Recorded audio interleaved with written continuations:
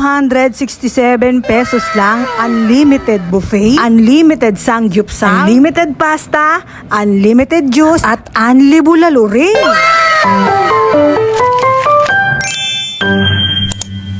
Bumalik nga kami dito sa may 267 Sizzling House kasi may bago sa menu nila. Syempre, gusto namin yung subukan. Sa mga hindi nga pala nakakaalam, itong 267 Sizzling House ay located sa may Graceville Grotto, City of San Jose, Del Monte, Bulacan. Walking distance lang halos sa may simbahan ng grotto. Nakilala nga itong 267 Sizzling House dahil nga sa halagang 267 pesos lang ay unli ang mga pagkain dito.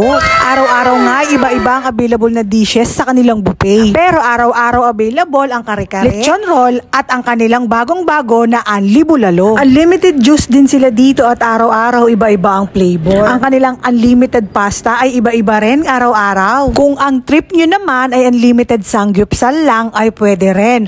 Worth 199 pesos lang, unlimited rice na, plus unlimited dessert pa. At unli pasta rin yun ha. At kung gusto nyo naman na merong side dish at unli chicken ang inyong sangyupsal ay itong combo na to ang piliin ninyo. Pero pinakasulit na talaga yung 267 para unlimited ka sa lahat. Laging bagong serve at mainit itong kanilang bagong-bago na unli bulalo. Biruin mo, hindi sila nagdadagdag or nagbabago ng presyo pero nagdadagdag sila ng mga bagong menu araw-araw. Kaya naman hindi na rin nakakapagtaka kung bakit dinadayo ito ng mga tao araw-araw. Bukas sila everyday as in Monday to Sunday, 11 AM to 12 midnight. Meron nga rin palang car wash sa gilid nito kaya pwede kayong mag-food trip habang nagpapa-car wash kayo dito. Mga Jai, kung hindi nyo pa nasusubukan dito, ay nire-recommend ko na mag-try kayo dito. Sa mga nakatry naman na dito, subukan ninyo ang bagong-bago sa kanilang menu, ang unli bulalo. Kung hindi ka pa nasusulitan sa 267 na unlimited na lahat-lahat, sobrang matakaw ka na talaga.